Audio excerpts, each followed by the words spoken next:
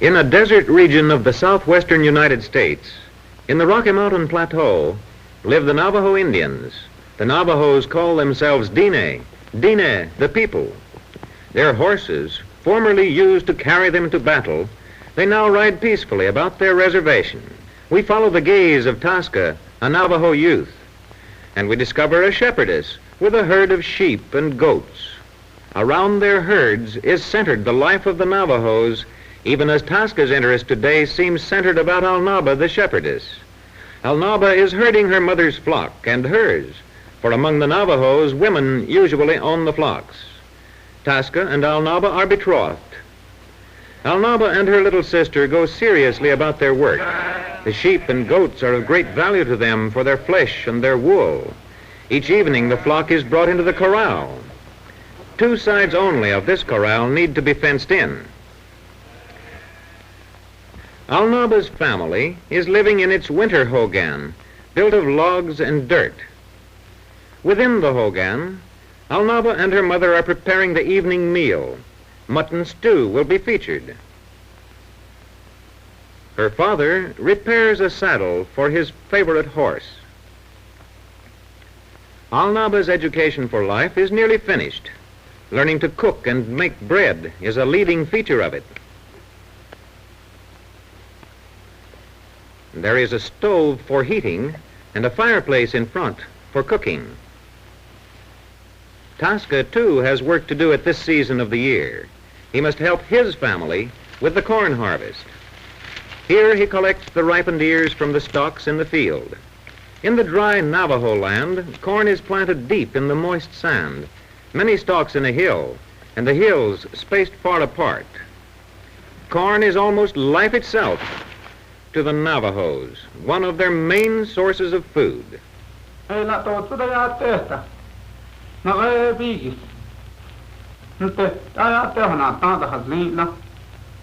The harvest has been good. To the Navajos, Indian corn is the most important thing in life. And now, more of Alnaba's education, preparing wool for weaving. Even the younger sister is already an expert at carding, combing out the tangled wool of the sheep and goats until the fibers are lying even, and then gathering them into rolls for Alnaba. The spinning is done with a simple hand spindle. In the first step, the rolls of wool are merely joined, making a coarse, soft yarn with a slight twist of hand and spindle. In the second step of spinning, this coarse yarn is drawn out further and given an added twist. Years of practice are needed to develop this skill. To Alnaba, it is easy. In the third or final stage of spinning, the coarser yarn is again drawn down finer and further twisted into the yarn for weaving. For more than a century, the Navajos have been widely known for their colorful and durable rugs. The ability to weave fine rugs is another part of the education of Alnaba and other Navajo girls. The rugs and blankets are used by the Navajos themselves or sold at the nearest trading post. As Alnaba works, she dreams of the rewards she will get for the finished rug at the trading post: cloth and sugar and flour, baking powder, and coffee. Such virtues, she thinks, will make Tasca happy.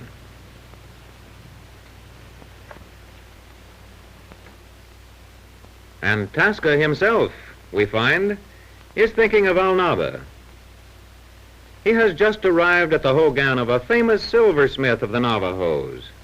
He is having a necklace made for Alnaba, and it needs only a few clever finishing touches from this skilled craftsman, such as the setting of the blue-green turquoise in its crescent-like pendant of silver, the tightening of the silver pendant about the stone, and it is done.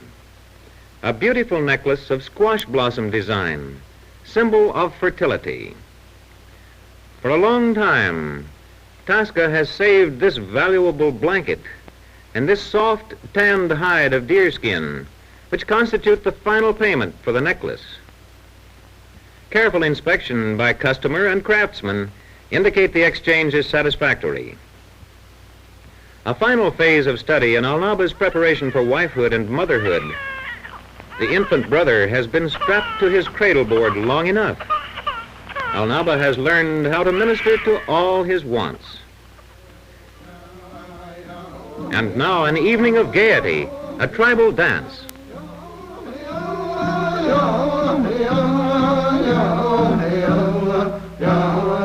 Most of the older women are watching the dancers, but Alnaba waits anxiously for the arrival of Tasca. It is only on such occasions that lovers among the Navajos are allowed to be together or even to speak to each other.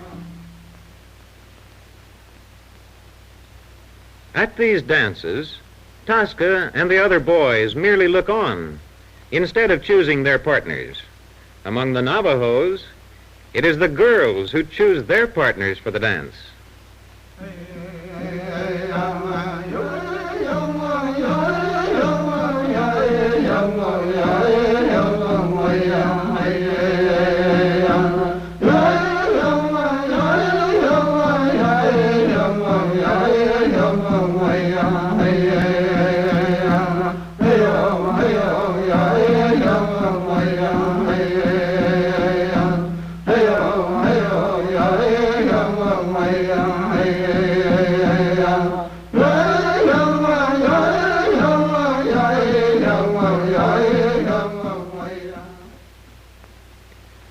Close by the hogan of Alnaba's mother, a new hogan for Tasca and Alnaba is being built.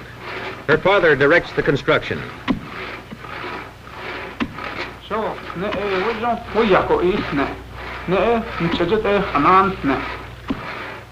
Others of Alnaba's relatives notch the logs and erect the 8-sided structure.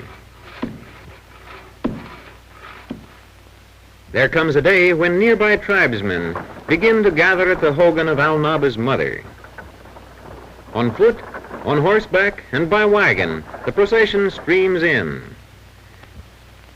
They come with gifts and food. Gifts and food for the wedding of Tasca and Alnaba. A rare treat for the feast, a quarter of beef. Then into the new hogan, one and all, crowding it to capacity for the wedding ceremony. As a very practical step, women are preparing food for the wedding feast, beef and bread. Latecomers hurry in, for now it is time for the ceremony. In this ceremony, a mush of pollen meal from the corn will play a prominent part. The men are seated at one side of the hogan, the women at the other side.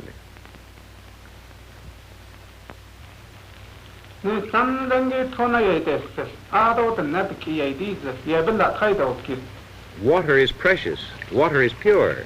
Tasca carefully washes his hands.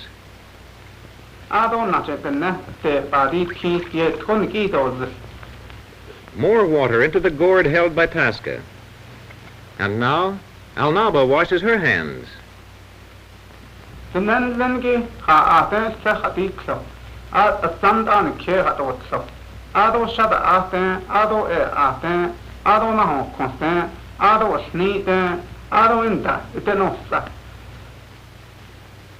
Alnaba's father performs the ceremony. Tasca is to eat from the north, the east, the south, the west. Alnaba is to follow him. From the north, from the east, from the south, from the west. And now, when each has partaken of the meal from the four sides and from the center, Tasca and Alnaba are married.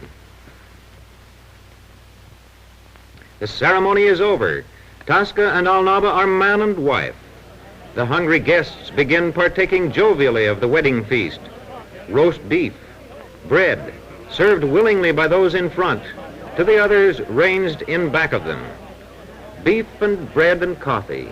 Throughout the night, the feasting goes on. Tasca and Alnaba have become man and wife. After the feasting, in the cool dawn, the guests depart.